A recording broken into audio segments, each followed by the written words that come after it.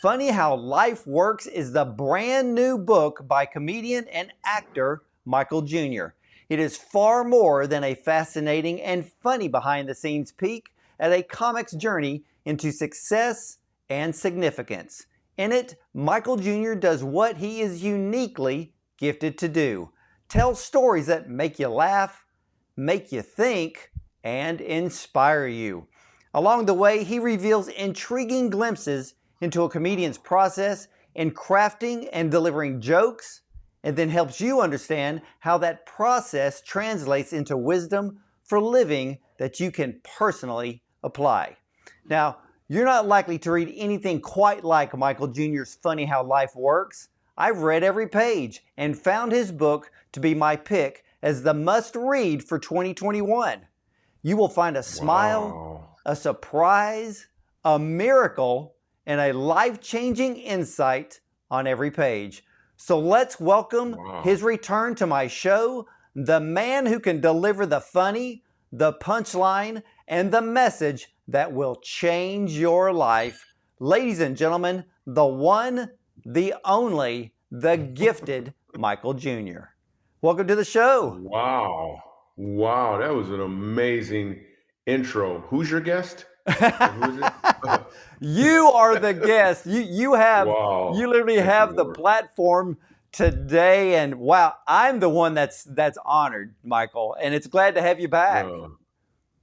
Dude, Ward, thanks for having me, man. You always do this stuff so well.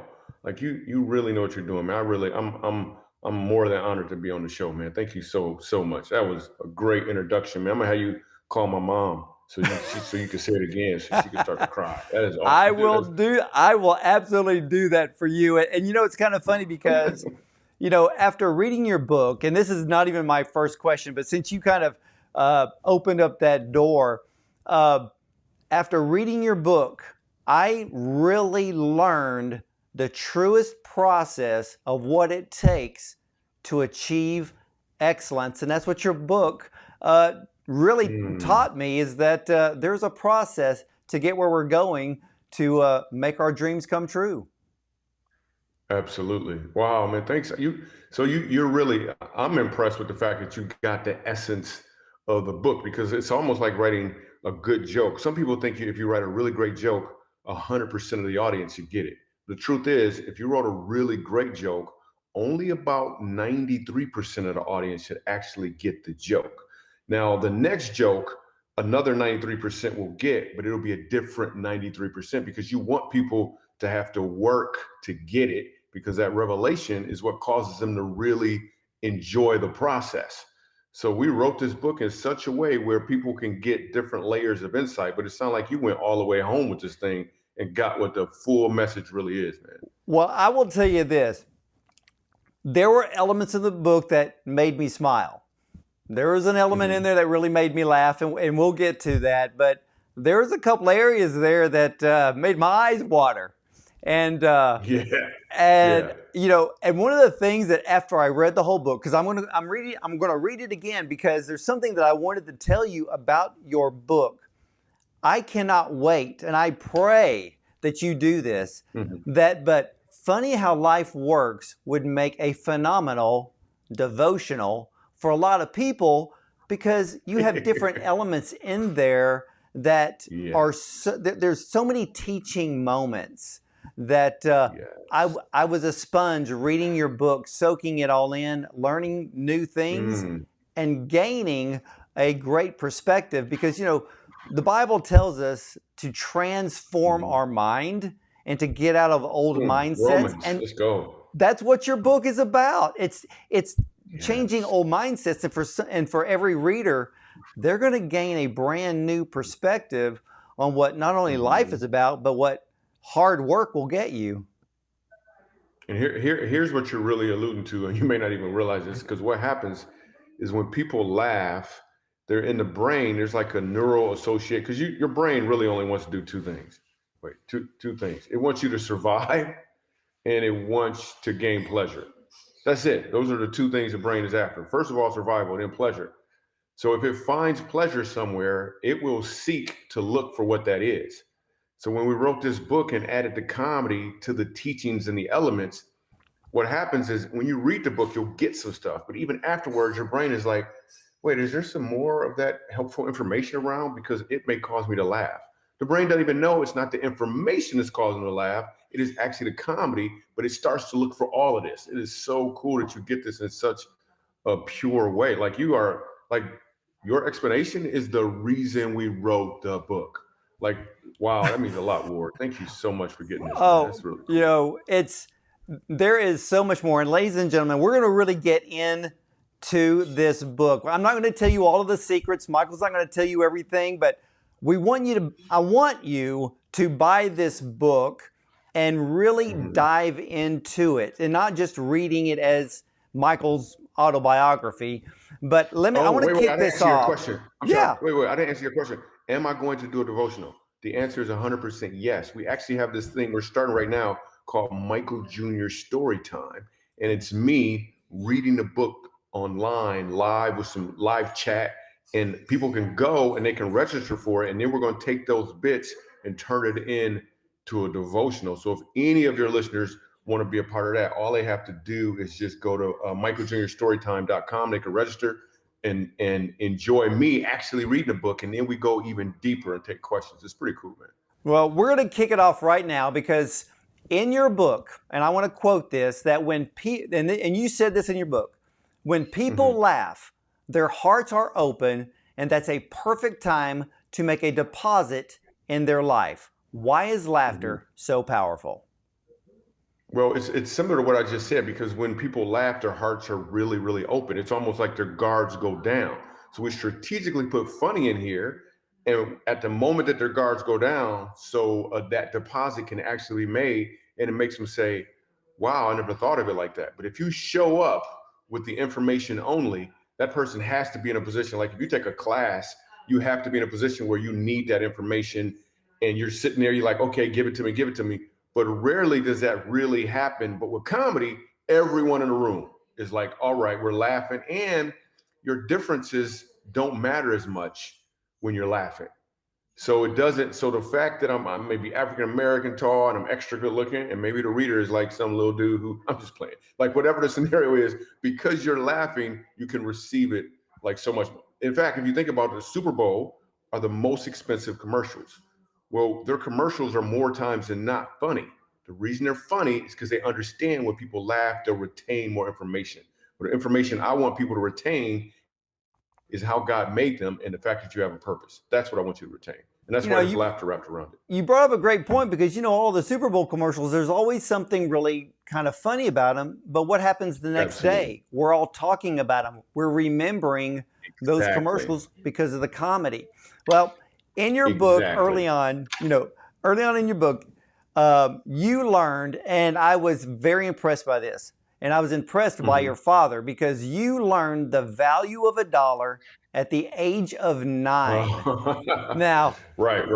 are the parents of today giving too much to their kids?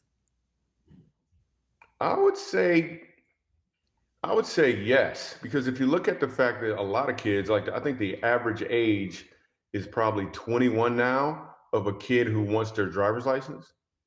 21. I remember when I was 12, I was like, please let me drive because I wanted to go somewhere to see some stuff. But because we have so much access to so many things that are interesting on our phone, we don't desire to do more things. Where I was excited just to, like, snow was amazing. I could go outside and play with the snow. And then when my dad explained to me in chapter 1, which is called 60 Cents in an Orange, when I had this desire to get this bike that my cousin had that was amazing. It was a Predator bike, and the Predator was like, it was the bike of all bikes.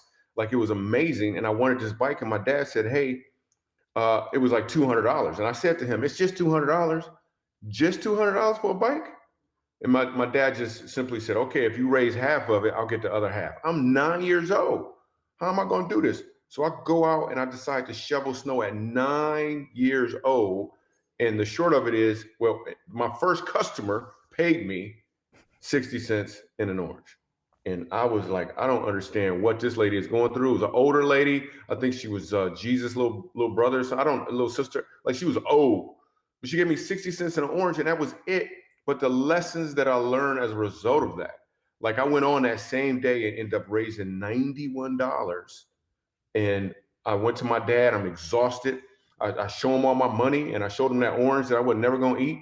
And I said, "Hey, Dad, I got the money." And my dad says to me, "You know what, son? I'm very, very proud of you.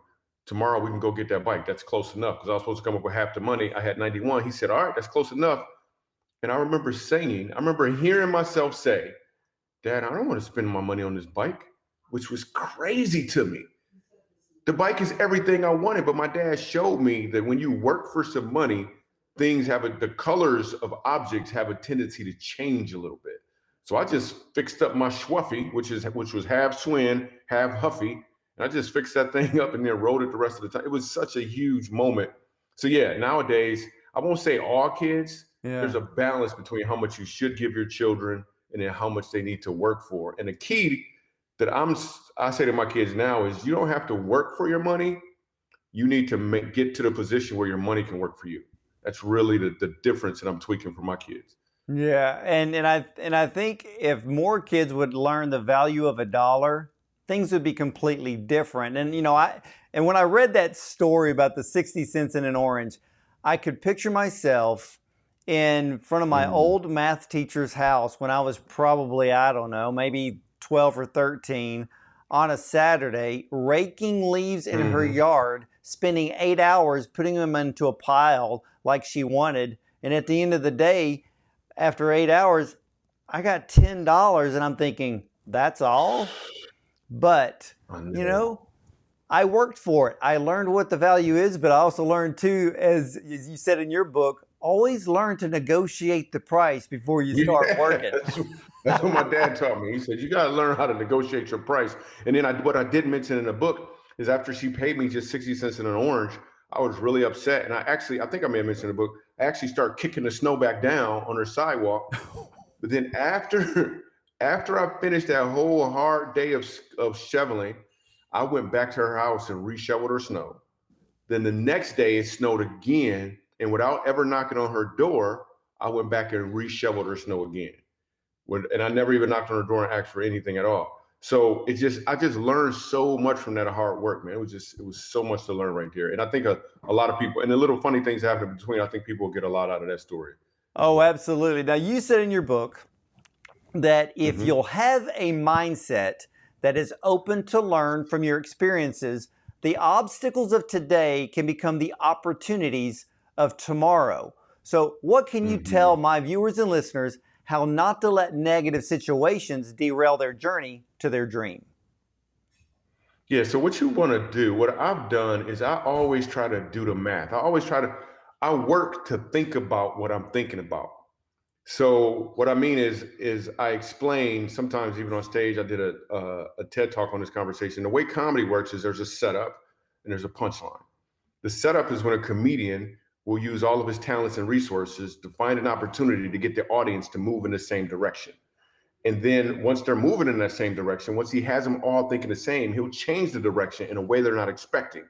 And that's the punchline. When you receive that, that's the punchline. So there's a setup and then there's a punchline. Well, life is the same way. There's a setup and there's a punchline. Your setup is about what you have received.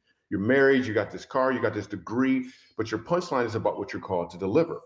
And a lot of people know their setup. You just look around, you can see what your setup is, but not a lot of people understand what their punchline is, because your punchline again is what you're called to deliver. And the thing that I've added to that to help people understand is even when I was a kid, I used to struggle with my reading. Even your setbacks in life are part of your setup, so you can deliver the punchline you're called to deliver. It's similar to a slingshot or a bow and arrow. The further you've been set back, the further you can reach. The question is, what are you going to aim for? So you have to know what it is you're going to aim for. So then when you understand this, the setbacks don't set you back as far because you know that you can reach even further. The key thing though is when you're set back, just like a bow and arrow, you have to let go of what's behind you in order to Mm. go forward. You have to be willing to let go of what's behind so you can go forward. So that's a big deal. So That is a even in the very, midst of that pain and that hurt, ye- recognize that you're in the gym right now. It's hurting right now. It may hurt the next day, but you're going to be stronger as a result of it. yeah, I think a lot of people need to drop the baggage or let go of the baggage and just walk away.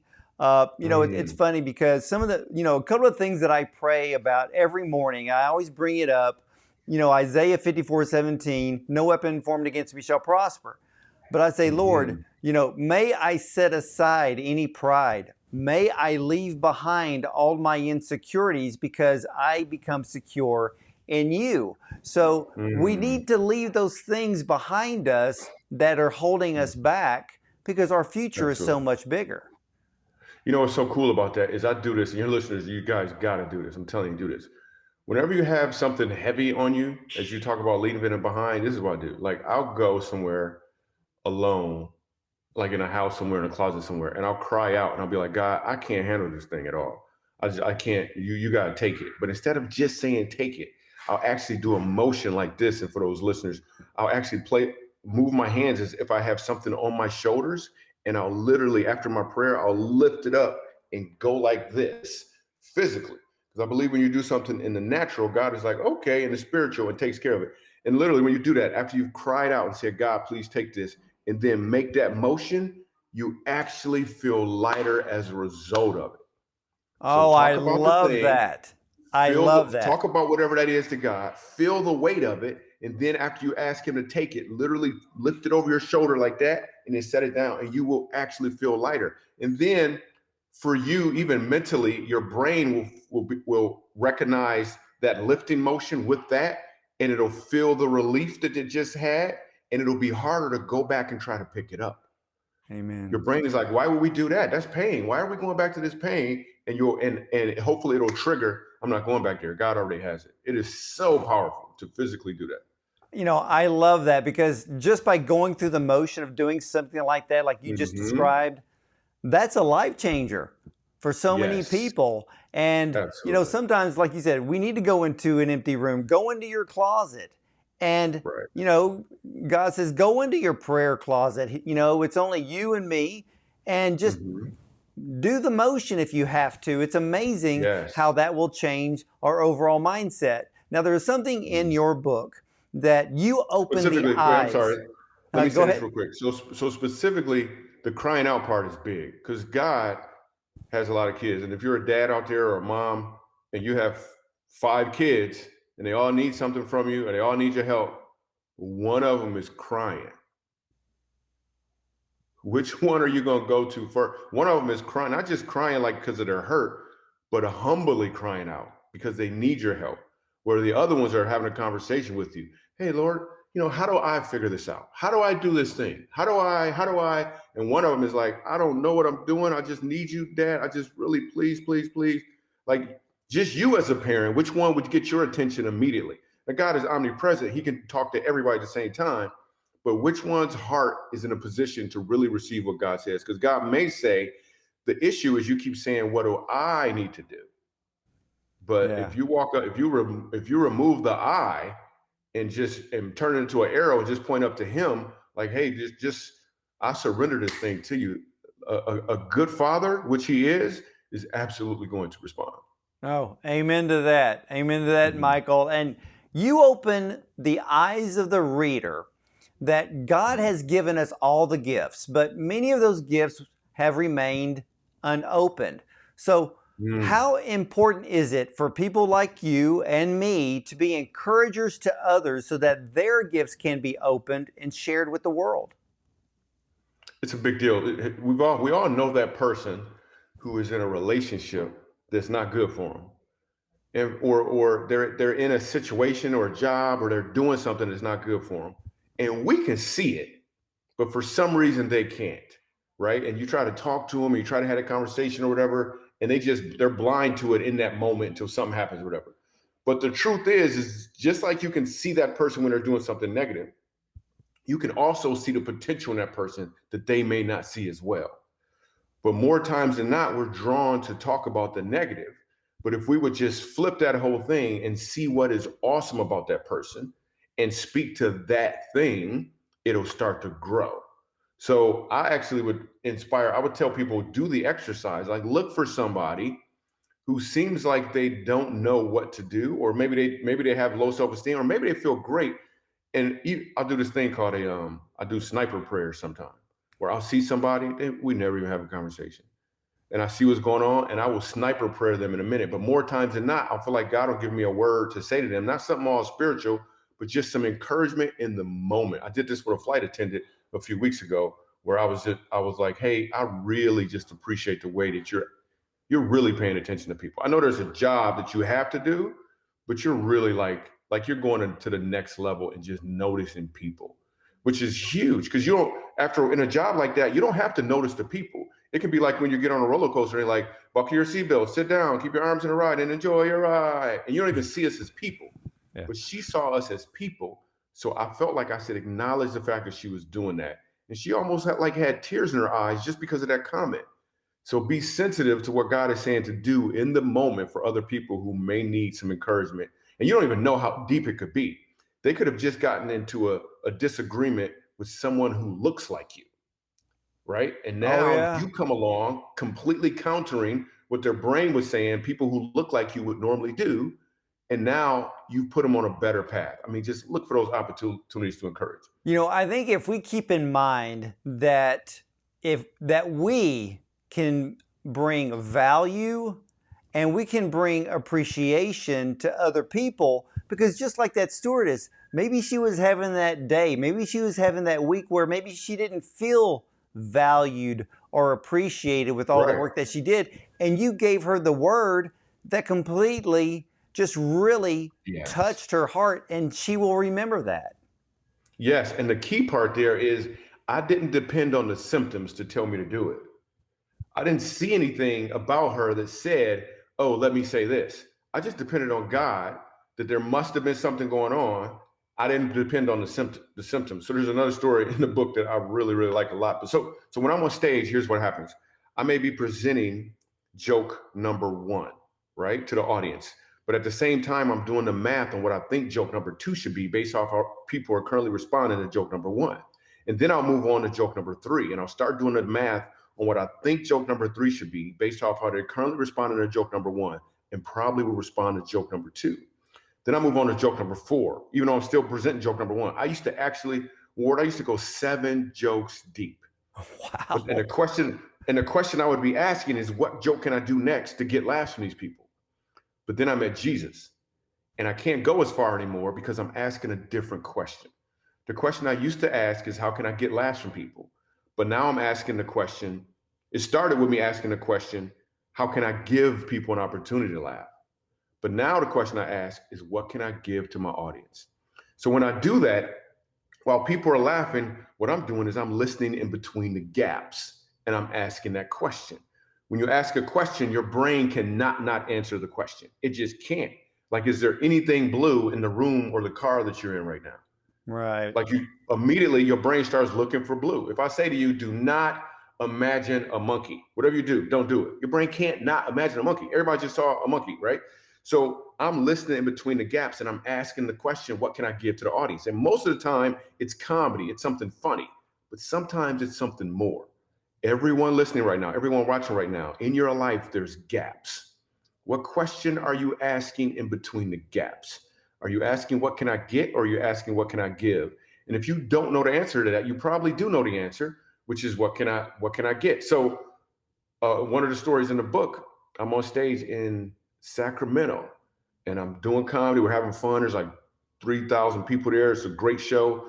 And I started listening between the gaps and I said a few things that didn't really fit a comedy show.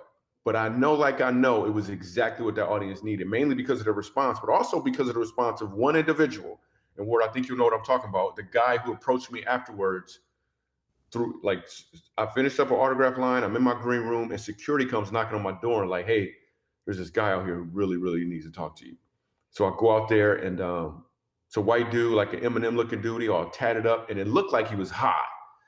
But as I got closer, I noticed he wasn't high. He was probably crying because it just looked like he was crying, which is not abnormal at my comedy shows for people to cry. Either cry laughing or either cry because I said something in between the gaps. And this guy explains to me, and we go into details in the book, but he explains to me, and I've never had this happen before. But he pulls me to the side, and there's security there and stuff, and we're talking for a minute, and then he pulls me further to the side. And he's like, man, listen, I came to your comedy show just because I wanted to get away from all this stress, man. The world is stressful. It's a lot of stressful stuff going on, man. It's stressful. And he explains to me, and I'm just listening. And then he goes on in a few minutes and he explains to me that he is actually a fugitive of the law. Like he's wanted probably in a few states. And he came to my comedy show to get away from all this pressure. And then I said something in the comedy show that made him realize, and he wants to know if I would help him turn himself in to the authorities. Now, I am blown away by this moment. Like I'm tripping, like, what? Really? And then I prayed with the guy, and then we called the police, dude. He gets in the back of the cruiser and pulls off like the end of the movie where the guy looks out the window at you. Like he was, and I'm blown back. And all of it started because I was listening in between the gaps, asking the question, what can I give, as opposed to what can I get? And please don't understand, I don't want the listeners to misunderstand this. It's great when you give from the hip. It's a game changer when you give from the heart. Like, can you give? It's cool to give money, but when you're listening and you're just asking, what can I give? It's not. Don't default to money, because if I would have gave that guy some money, he would have been like, cool, man. I could run a little longer. But I just showed up with my gift, listening between the gaps, and then that's what happened as a result of it. You know, I think the chapter in which you explain that story, and in your book, and ladies and gentlemen, I want you to, not only do I encourage you to buy Michael Jr.'s book, Funny How Life Works, but when you read it, and Michael, this is how I read your book. With chapter 1, the first chapter, it allowed me to step into your shoes, and almost anytime you made a move, you were talking, you were explaining things, I was moving along with you. And in that process, I was learning what you were learning. I was learning what you were thinking. I was learning what you were feeling. But when you got to that chapter in which you literally asked yourself before you stepped on stage about getting laughs, but what about giving to get those laughs? You know, what can I give? From that moment, and I'm going to tell you this, from that moment on, every day I have asked myself, Lord, what can I give today? Goodness gracious. What? Goodness. And then here's the thing. It's an open-ended question. Lord, what can I give today? Now, just the other day, and I'm doing interviews all the time, and I had a big interview, like I have this big interview with you, and I was going to interview a country music icon. And I asked myself that morning, I said, Lord, what can I give to my guest, my esteemed guest today? What can I give to them so that their light shines, but it is your light that shines upon both of us and what I'm trying to do for them? Because, yeah, they're already famous, but it doesn't matter, because if I'm interviewing you or somebody famous or somebody not so famous, the whole point is that the light shines upon them, not me. But I'm going to give my best in what I do, because what I give is what they're desiring from me, and that's exposure to their own message for those who are listening and watching. So that was one of the most profound chapters in your book. Wow, man, listen, that little bitty tweak changed my entire life and how I do comedy. And I got to tell you too, even in this interview, and I know we did the one for the movie I was in, it makes so much sense that you say that, because I can actually feel a slight difference in your interviewing process. It was amazing before, but even this time, there's a little more something on it that you can't articulate, and neither can I, but it is like a giving spirit, a giving mindset, even though before that was the case too. I've had musicians say to me the same sort of things. They said, when I made this little shift right here, immediately the butterflies would just leave. Because think about why people get butterflies before they get on stage. It's because they're trying to get something. I want them to like me. I hope you they enjoy nailed this. it. I hope they really, yes, because they're trying to get something. But if you're going up there simply to laugh, so tomorrow I'm going to I have a nonprofit called Funny for the Forgotten, where we take comedy to homeless shelters and abused children and all these places. So tomorrow we're going to be doing an event for some homeless people. And some of my comedian friends will be like, "How can you do comedy for homeless? What if they don't laugh?" That's just it. I'm not there to get laughs.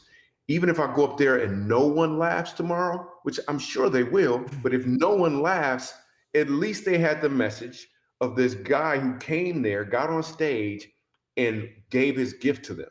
Like, when was the last time they were in a room where somebody purposely tried to get them to laugh? Like, I don't know how God's going to use it, but when you have a gift for someone, your job is to present the gift. It doesn't even matter how they receive it. That part is really for you. You're just trying to get something. Think about it. When we give someone a Christmas gift, what do? We give it to them and then we stand there and look. We're like, okay, now give me a hug and tell me how awesome I am. No, no, no, no, no, no. It's your gift. All you have to do is receive it. And if they don't receive it, you still did what you're supposed to do. Well, I'm going to bring this up because you just said something that kind of made me laugh. So I interviewed this country music icon just the other day. And I prayed that morning, Lord, what can I give to so-and-so? Actually, I'll just tell you who it is. It's Joe Bonzel of the Oak Ridge Boys. And so after the interview, and it was a fun interview. And after the interview was over, there was something that I didn't know. And probably about an hour later, I get an email from the publicist, and I look up and the subject line says, Merry Christmas. And I'm thinking, it's March. And I'm like, so I opened up the email and it was one line and did not even know that Joe Bonzel had posted this on Twitter and I had no clue. So this is what Joe writes after our interview. He says, the most pertinent, positive, refreshing, and inspiring interview ever. Thank you for having me on, Dr. Bond. And I'm like, you do not realize what that did to me.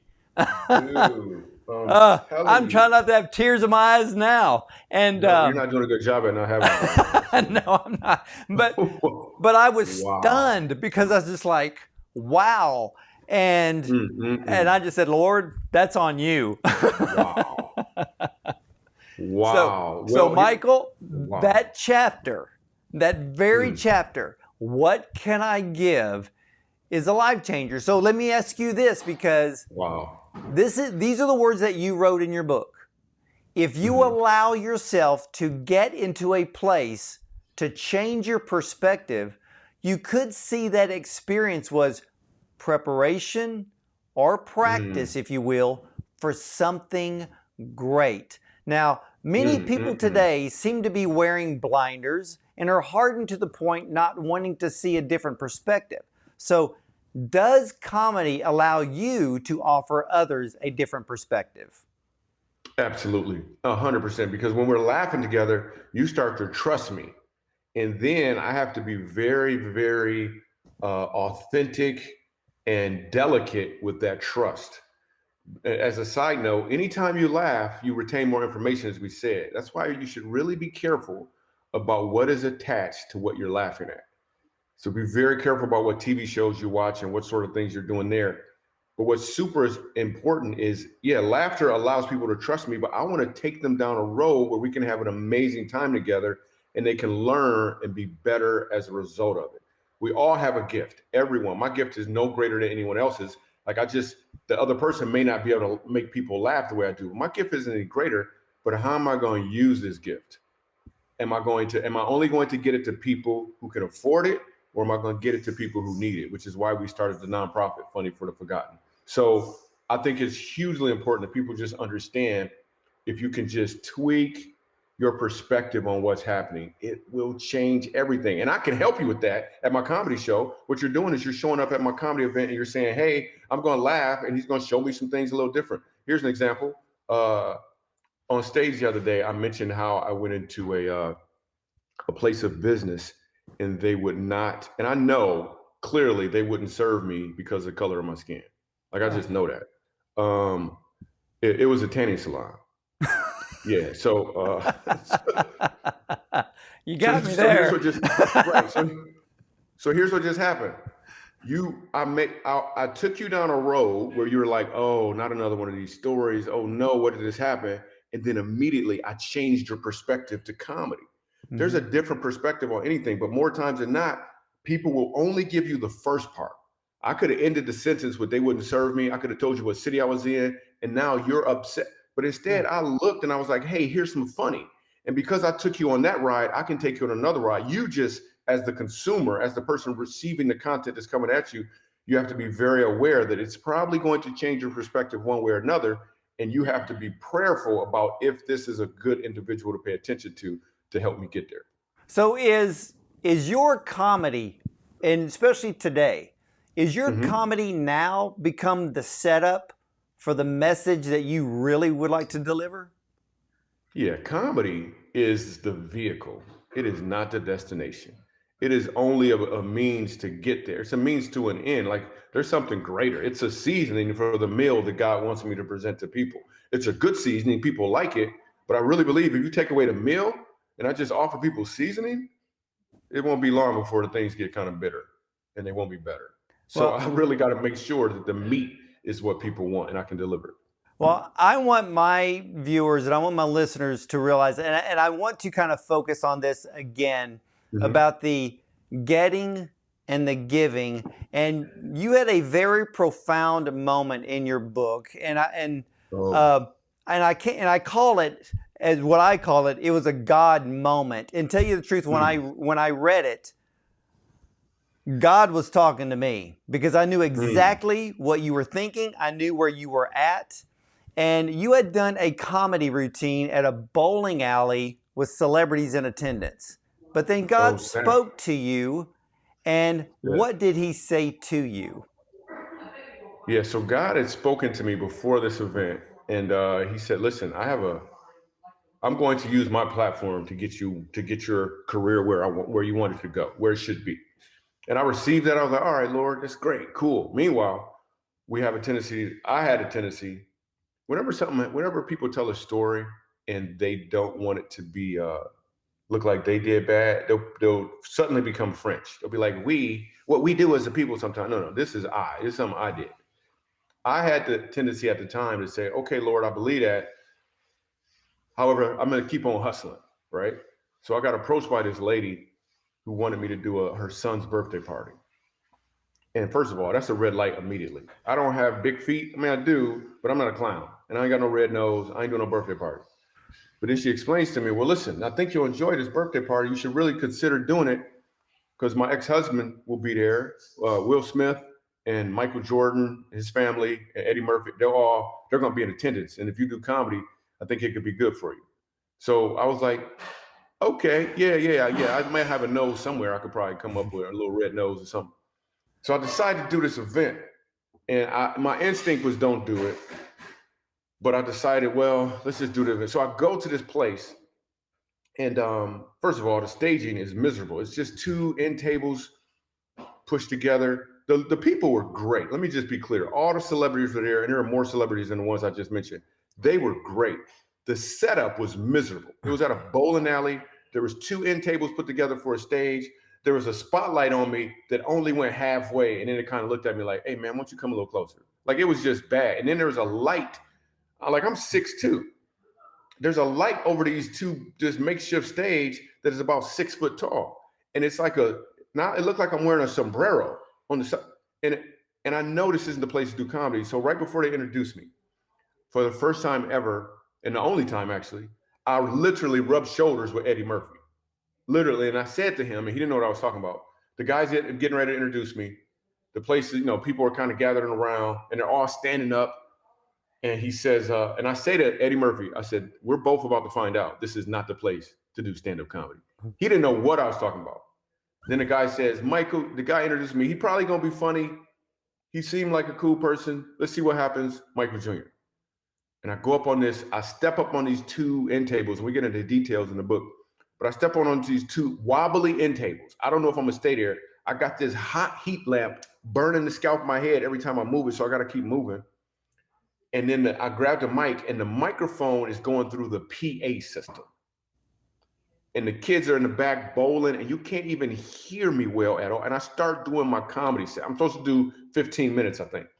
And I start doing comedy, and Eddie Murphy is there, like the whole crew, Michael Jordan's family, they're all there and they're watching, and they're in this really small radius, and I'm speaking, and they cannot hear me. They can't hear me, and I'm supposed to do another 14 minutes. And it was miserable. And then about 6 minutes in, they all break off into their little small groups because it's awkward for everybody. And just 8 people up front, one of them is my wife, continue to listen to me. And while I'm suffering right now, I'm talking about suffering through this comedy set, I felt God say to me, you thought somebody in this room was going to take you where I said I would take you to. And in that moment, I felt amazing, meaning I felt like, wow, God, you were so right. Like I really was thinking man would do this. And this was probably 15 years ago when it was happening, or probably 10 years ago. I was thinking man was going to do something that God already told me he would do. So in that moment, while I'm on stage hearing God's voice, with those little 8 people up front and everybody else broke off, I went on and did probably 25 minutes of comedy. It was the worst and the greatest show I had ever done. I learned so much in that moment of trying to be prepared. But yet God is like, what are you doing? What? That's a treadmill you on. You ain't even going nowhere. What you doing? So it was with some details missing right now, it was a pretty significant experience for me. So thanks for bringing that up publicly. I appreciate that. I mean, I learned a lot from that chapter because I knew exactly where you were at. Sometimes I'm there where, you're in a position, maybe you say yes to something because somebody important is going to be there and you're thinking, Yes. this could be my chance. And God's going, I'm the source. They're all resources. You got to keep your eyes looking into me. And man, that is so good. The resource, I see what you just did right there. Yeah. I'm the source and you're the resource. You can use that. No, I am. Next interview. Watch. I'm going to be like, you know what I always say? No. Yeah, I know. God is the source, but we're all his resources because, like you said, we can take the opportunity to help somebody. What can I give? Well, we are the resource in which the source works through to touch everybody around us. So if we all learn to give, if we all realize that we're the resource, then everybody's going to receive the very thing that they want. That is so great, man. Now, goodness, that is good. Now, I'm going to prove to you that I actually read your whole book, because on page 195, and this proves it, you wrote that we just need to take the next step even when we don't have everything figured out. We just have to be willing to believe it's going to work out. Well, my friend, ladies and gentlemen, that is Peter getting out of the boat and walking on water. So, Michael, how can we break the barriers of our comfort zone like you did? So I would practice being uncomfortable. So for example, this is something really practical that people could actually do. Like, what if you approach somebody, if you have a hard time speaking to people like strangers, what if you just simply walked up to them and somebody you don't know, like go to the mall for this reason and just walk up to somebody and say, excuse me, could you please tell me what time it is? Like, just take a little step. If you're super fearful of that, or if you're fearful of public speaking, like, what if you just said, okay, I'm going to go and watch a public speaker, but this time you watch it, imagine that you're up there. Like, do that little thing, like, be okay being uncomfortable. Like, just practice little areas of uncomfort, because here's what happens. I have this teaching that I do where I tell people that it's like an open mic teaching about purpose. And what I tell people to do is to, instead of jumping directly into that big thing you want to do, take a small step to get closer. So if you feel like you want to go back to school, but you feel like you're too old or it's going to be weird or whatever, just go up to the school. Like, you don't got to register yet. Just go up to the school and walk around. But when you walk around, walk as if you belong there and fill it out. And then if it's the beginning of the semester or the trimester, that's for pregnant women. No, that's not. Anyway, Yeah.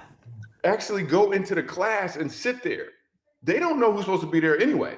So just go there and sit there, because what happens more times than not is your brain starts to try to protect you. It's going to be scary. These people are going to be there. They're going to laugh at you.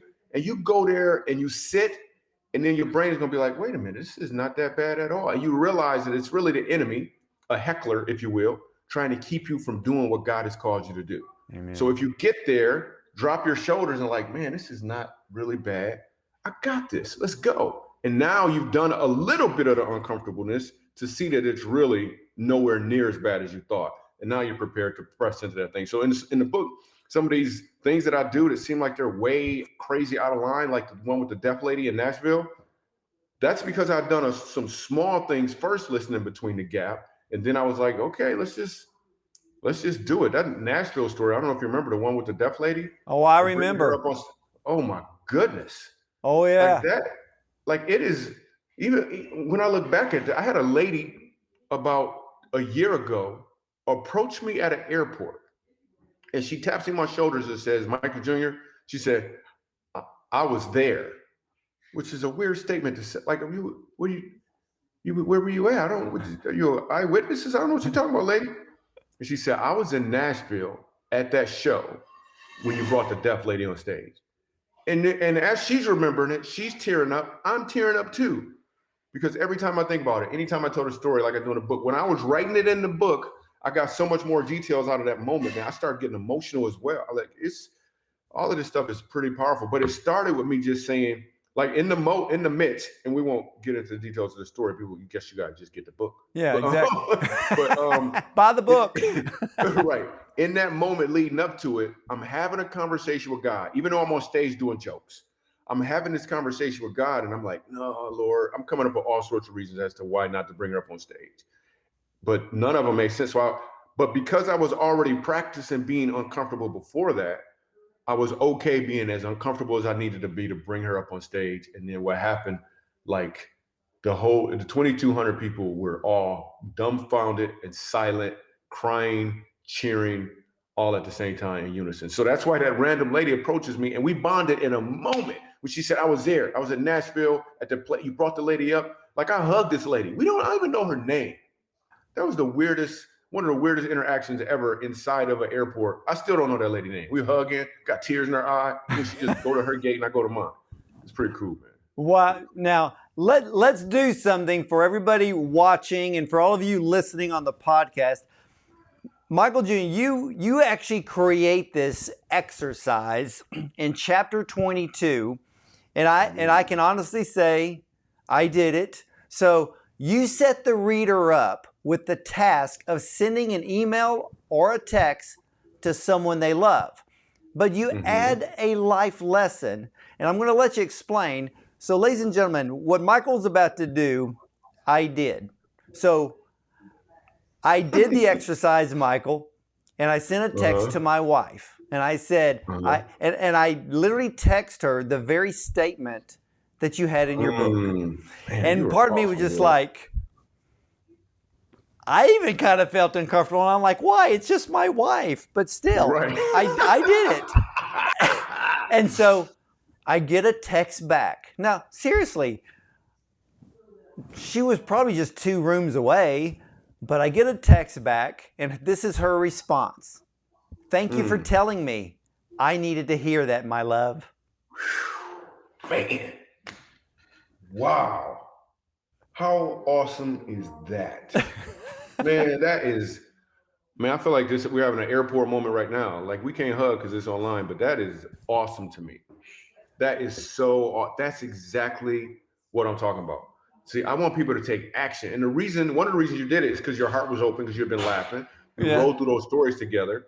And then for you to actually do that, man, that is, oh my goodness. Listen. Yeah, but you said something in that chapter, though, after you had mentioned, like, this is what you should email or text somebody that you love.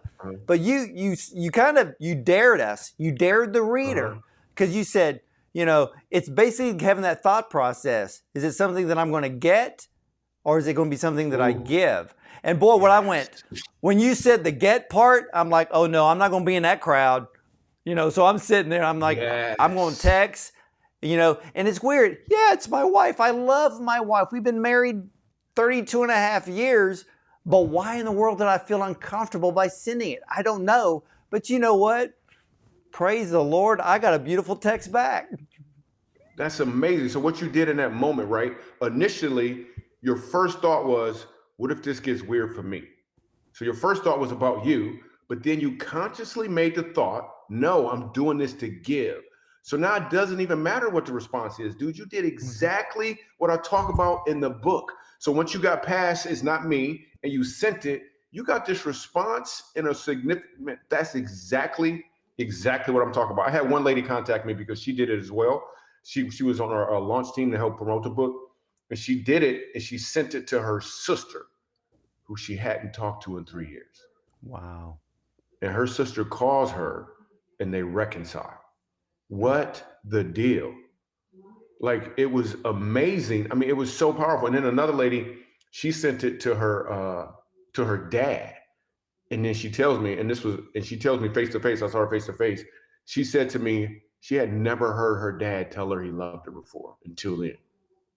Like, Wow. what the deal? Just from some random. The thing is like God will use stuff like this at the perfect time. Like your wife needed to hear that at that time. Yeah. Had it been a day before or whatever the case was, like it would have had a different effect. Man, that blesses me more than I can tell you, Ward. I'm just telling you. Well, ladies and gentlemen, if that is just one nugget within Michael's book, How Funny Life Works. I mean, that's just one. And Michael, there are so many nuggets in this book that are so profound, but they're not complicated. They're not difficult. You're, in a way, pulling us out of our comfort zone in a way in which we can understand, but at the same time, we get that foot out there. It's almost like tipping your toe into the water. Some of us may slip and fall in and get soaking wet, but hey, you'll end up drying off, and it's okay. Yes. But I want to bring up a story because when I read your book, there's a lot of things everything that you lived through, I understood. I almost felt like you were writing my autobiography in a way. But I want you to maybe spend a couple of minutes and tell me, or tell all of us, about Michael Richards. Oh, yeah. We all know him as Kramer on Seinfeld. And I saw him on Jerry's show about comedians getting coffee in cars. And it was actually the best episode of all of those that Jerry Seinfeld did. But I looked deeper as I watched Jerry's own episode, and I could tell Michael Richards was very remorseful about that fateful night in 2006. But he needs to know that more people love him. So what can you share with us about the power of forgiveness? Man, it is so powerful. So for those who don't know, so Michael Richards, Kramer from Seinfeld, I talk about our encounter in the book, and we met probably, we met for the first time maybe 9 months prior to us re-meeting, and that sentence doesn't make that much sense, but you guys can work it on in your head. Anyway, so we meet, and it was weird because we meet just in passing. I did a comedy set. He happened to be there. He said, "Hey man, great set." I was like, "Oh, cool, thanks." It was probably 2 minutes worth of conversation. Fast forward 9 months later, I'm getting ready to do a show with George Carlin. This was before he died, right? I don't know if because you can't do one afterwards. Anyway, so it's a story about Mike. So, and then people probably know Michael Richards went off at a comedy club in Los Angeles, called these people the N-word, talked about hanging from a tree, all of this stuff, and it blows up and it gets really, really, really bad. Yeah. I mean, he's all on the news and all of this stuff is going on. Now, 9 months after we met the first time for those few moments, I met him again when I was doing a show with George Carlin.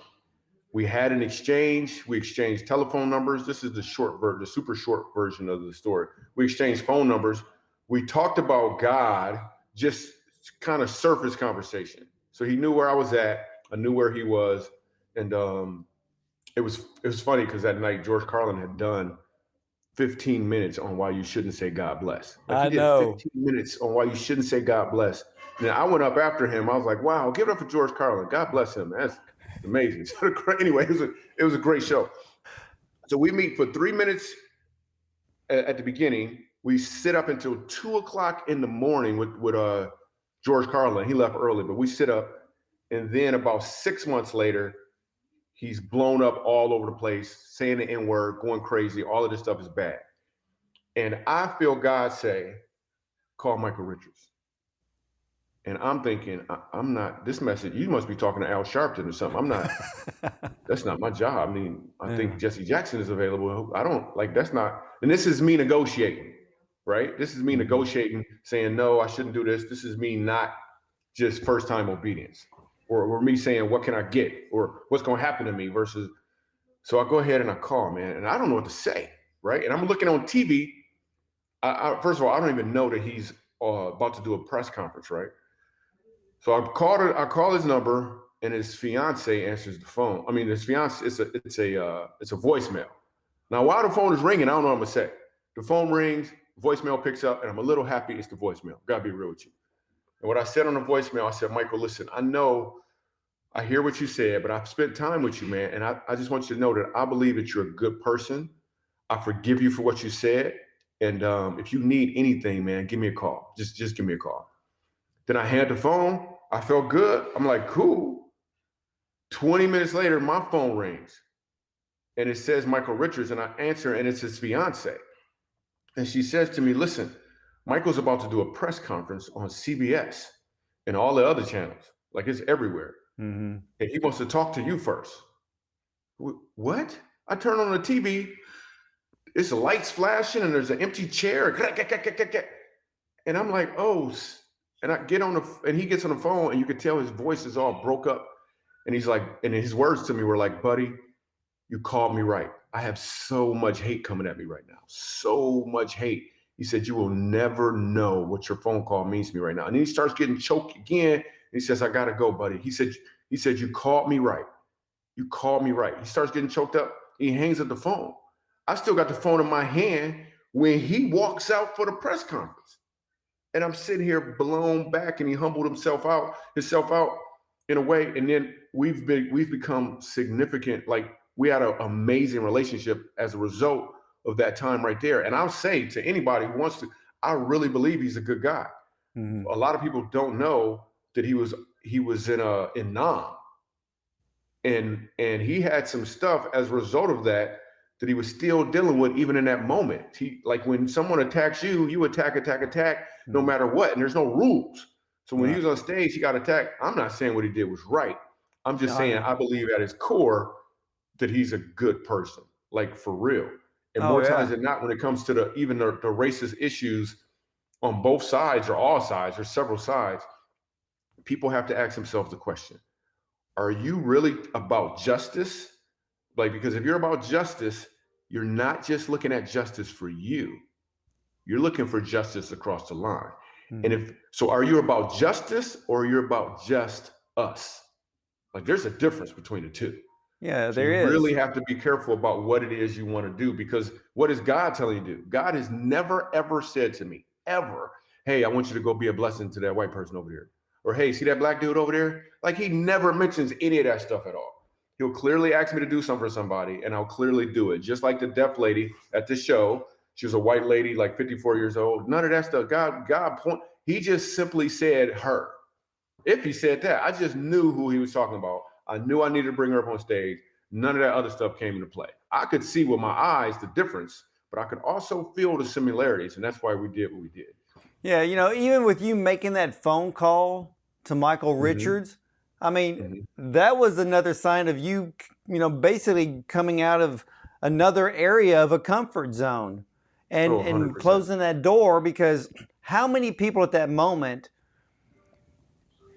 especially if they're African American, call up Michael Richards and say, buddy, I forgive you for the things that you said.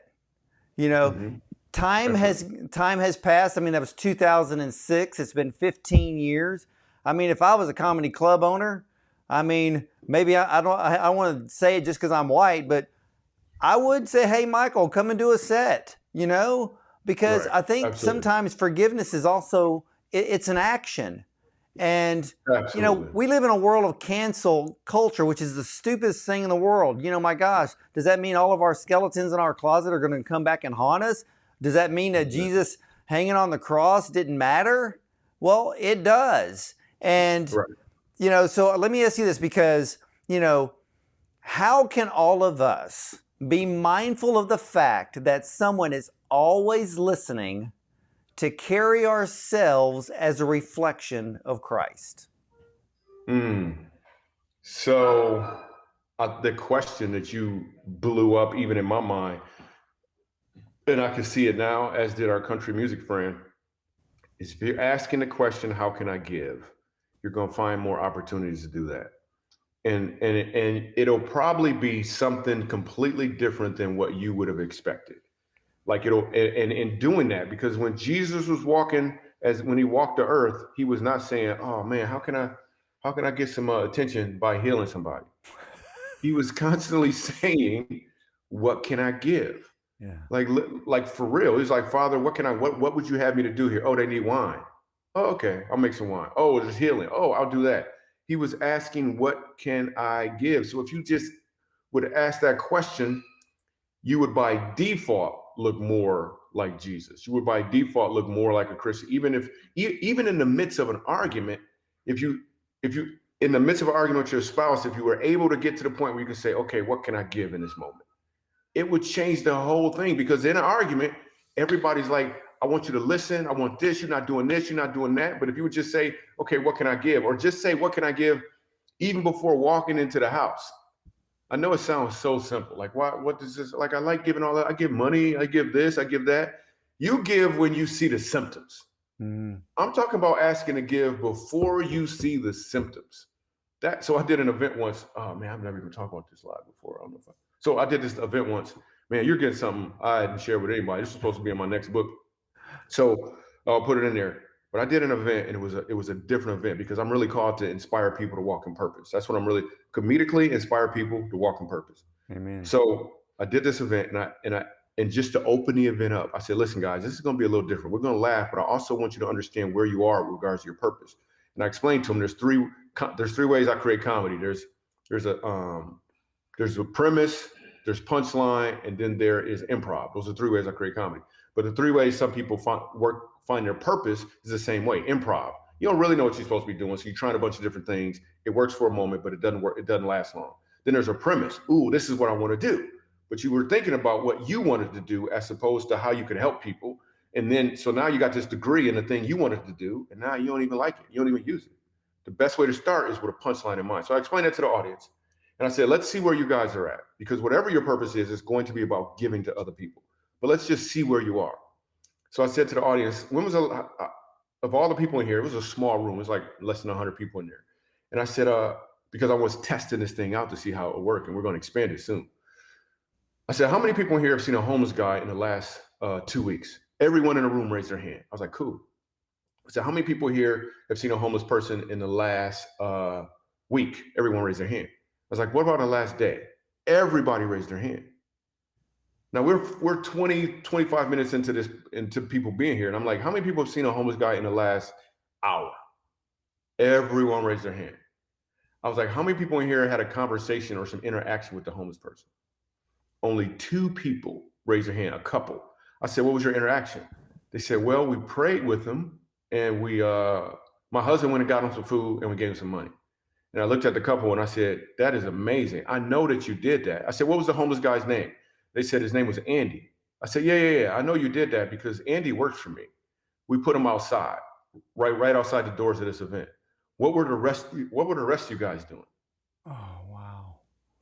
And I Wow. explained to him, I didn't say that to make him feel bad. I said that to help him understand that they're not good at improv. Improv is when you're trying to spontaneously do something and you don't have a plan beforehand. You're just doing it on the spot. But if you ask, what can I give in advance? When you walk out the door, when you get out the car, you'll be prepared for that. If those people were sitting in their car thinking, what can I give? Or they made it part of their primary question in the back of their head, they would have already been prepared before they left. The Holy Spirit would have been like, I want you to take a can of potted meat and put it in the back of your car and just trust me. And now it's back there. And now when they see that, they're like, snap, I got that potted meat. They're prepared. But nobody else. There was one other guy in the crowd who said, I had the thought to go back and give him this gift card that I had in my glove compartment, but I didn't want to be late. Yeah. But I didn't want to be late in that moment. So I did that to explain to people, like, there's always opportunities. But here's the thing. It doesn't mean you always give to the homeless person. It just means you ask, what can I give? And in that moment, God may not even say give to that homeless person, but at least you're walking in obedience, because it's okay not to give when you shouldn't give. But if you're just walking around trying to figure it out in a moment, as opposed to premeditatedly saying, what can I give? You'll always be in a better position if you simply ask that question. I think the title of your next book is simply, What Can I Give?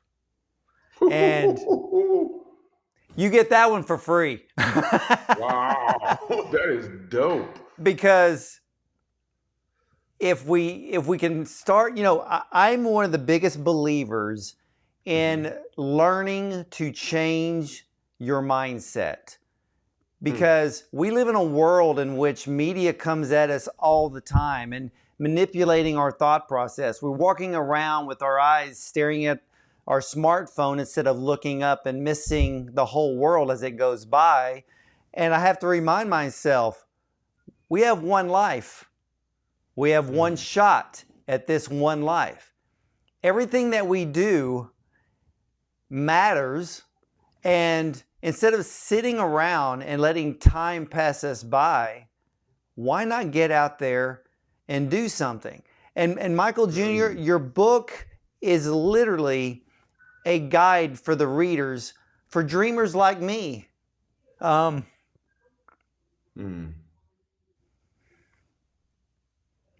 Because I want everyone to know that God said that if you delight yourself in me, I will grant the desires of your heart. So everything that we ever dream of is obtainable. But most people never think that way. So, we read the word not just to read it. We need to read the word to transform our mind. So I fell in love with your book because it pulls us out of our comfort zone, not dragging us by a chain, and probably a bad analogy, but you're giving us the opportunity in small steps to get out of the comfort zone and go, wow, I did that. And then we move on to the next step. But your career is this great story that shows that all of us realizes that God said, I bless hard work. You were working hard at the age of 9 because you wanted this awesome bicycle, but then you learned the value of $1 and went, wait a minute, I like having $91. Why blow it on the bike? I got a bike. So that lesson goes on. I mean, you tell stories in your book when you were in the pit. I don't want to give that away. That is one of the most awesome stories in the whole book. But wow. Hey, can we should probably talk about football, because we just two grown men crying right now, getting all emotional. Yeah, we have to. Man, I can't tell you how much it blesses me. How, like, I'm gonna probably use this interview just to help people see how, like, what the book can offer. Like, I'm gonna use it because of what you've gotten from the book, because this is exactly 100%. When I sat down and wrote Funny How Life Works, this is what I wanted people to take away. Like, you checked all the dots, like every single mark, like completely. Like, you get it in, you get it because you're giving it. That's what I'm talking about. Oh, that's what I'm saying. Wow. Now that I did not expect, but yes. There are stories in there that, oh my gosh, I could literally just go on and on and on. But you have, and I'm going to bring this up real quick because I wanted to let everybody know how God works. So I took a whole chapter, created a question, so I had to cram your whole chapter into something small enough and hopefully people will understand, and maybe you can make a comment on it because I know we're basically out of time. But you got an open mic night in New York City. Then comedian Mm-hmm. George Wallace shows up, invites you to his own comedy club in New Jersey. You show Mm-hmm. up, and Jerry Seinfeld is there. Then you Mm-hmm. go out, kill the 2 sets, and then you get invited to church, but you turned down the invitation from the club manager to go to church, but you said yes to his wife, who also invited you. Then the Right. bouncer gives you a loaded handshake with more money than you probably made in a month. But then you go to Mm-hmm. church, and then some Mm-hmm. woman out of the clear blue gives you a Bible in a convenience store Mm-hmm. when the thought crossed your mind, but you read it from cover to cover. You shared Mm-hmm. with us how difficult it was growing up reading, Mm-hmm. but then as you read the Bible, and this is one of the parts of the book that I absolutely laughed. You thought Jesus died 4 times, but Yeah, I that's can let you true. explain that one. But then you Yes. give your heart to Jesus. So it Yes. sounds like a God ordained week that the Lord showed in many ways He had your back. Absolutely. Absolutely. From the gate to I mean, first of all, that's a great synopsis of that entire story, man. You smashed in like every single detail and then leaving, like you really did a setup for what actually is the greatest punchline of my life, which is where I gave my life to Jesus. Like that right there is it. Like when that happened, I understood why it was funny. And it's true, I read the Bible and I thought Jesus, because I had never read any book from cover to cover before reading the Bible. So I was putting in 12 to 14 hours a day reading the Bible. So I'm digging into God's word. And it took me 36 days to read the Bible. And I remember getting to the part in Matthew where it said Jesus died for me. I didn't know till I was 27 years old that Jesus died for me. I actually didn't know. Then I remember turning to Mark and he died again. I was like, what in the world? And then Luke, and then when you get to John, I'm like, why are you going back in the garden, Jesus? Like, you know what's going to happen? I don't understand why you're going back in there. So I remember finishing up the Bible, and I remember going to church on that Sunday, like during the announcements, and I wanted to give Jesus to my life during the announcements. I was like, "Hey, can I do this right now?" And now I understand stuff. I used to just think I was funny, but now I understand I'm funny for a reason. Like God has a purpose for me having a sense of humor, just like He has a purpose for everyone listening with the skills and the talents you have, and even the setbacks. Even your setbacks, again, are part of your setup so you can deliver the punchline that God has for you. The key there is to not murmur and complain while you're in the wilderness because there is a promised land. But the Amen. way to get there in the shortest period of time is by changing that question from what can I get to what can I give. That will get you there much, much faster because the promised land isn't necessarily a geographical location. It is a heart situation that you need to be in to truly get to where God wants you to be so you can deliver what He has you to deliver. Well, ladies and gentlemen, you may not know this, but when you actually see this episode, Michael Jr. and I have absolutely recorded this on Good Friday. The very day that Christ walked out of the garden, and we know what happens on Good Friday, in which He hung on the cross. He died for all of our sins. But before He took that trip there, He took 40 lashes upon His back, that by His stripes we were healed. But He took every sickness, He took every disease, and He took it with Him, and He nailed it to the cross. So all of our sicknesses, all of our diseases, well, we have a healer. And many of you believe that, yes, Jesus Christ is our Lord and Savior, but He is the ultimate great physician. He is our healer. And Michael Jr., forgive me for the tears, but Wow. brother, Dude. your book, Dude.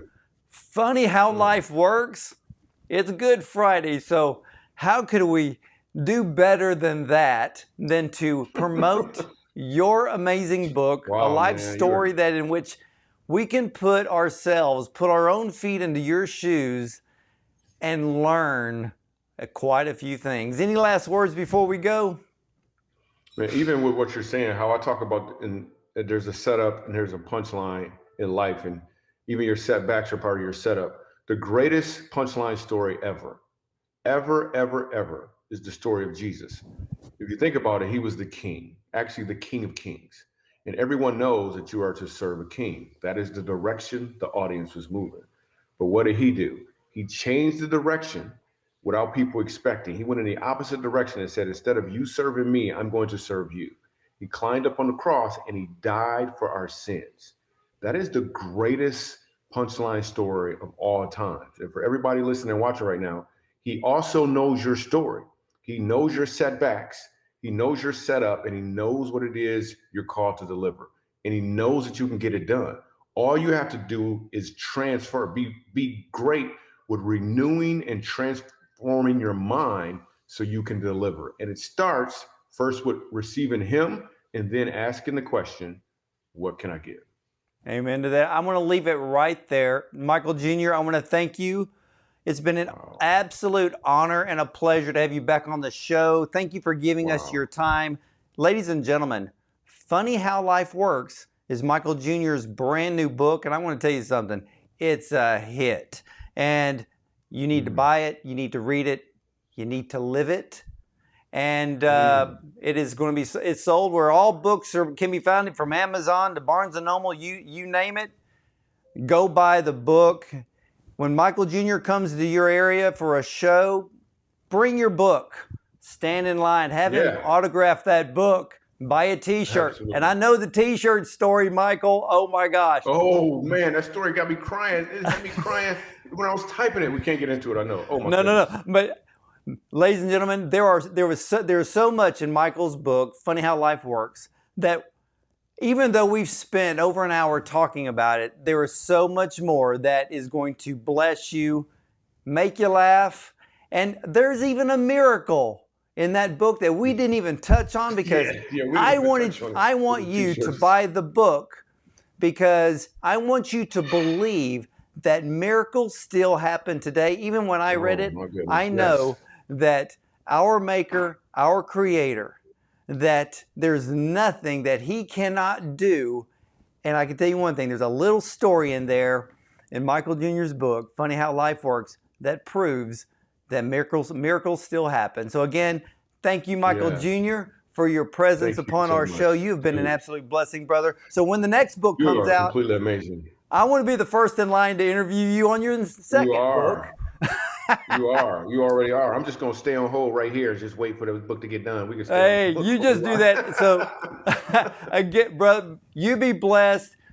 Many blessings to you, your wife, your children, and the very purpose and destiny that God has for you. It's bright, full of His glory. Full of His glory. Thank you so very much. And if anyone wants to get a experience of me reading some of the stories from the book, you can just go to michaeljrstorytime.com. And I actually read the book to you. It's pretty cool. So michaeljrstorytime.com. It's pretty cool. All right. I'm going to be going there myself. You're amazing. Ward, you're amazing, dude. Like, for real. Like, you really, really are, like, doggone, like, this, like, I just really appreciate you, man. I mean, because it inspires me so much to be sitting with somebody who got it like I wanted. Like, because you don't know. I'm just trying to be obedient and doing what God said to do, and to sit with somebody who got the thing on the levels that it also moved me when I wrote it. That is more encouraging than I can explain. Well, just tell Oprah. Cool. I'm going to go before we start crying again. I can't cry with you 3 times. Oh, well, ladies and gentlemen, again, actor, comedian, author, Michael Jr., and I want to thank all of you for watching the Dr. Ward Bond Show, listening to Life Changing Wellness, as we are known as a different kind of wellness show, as you can see and hear. And remember, something spectacular happens when you treat your body, your mind, and your spirit right. Have a blessed day, everyone.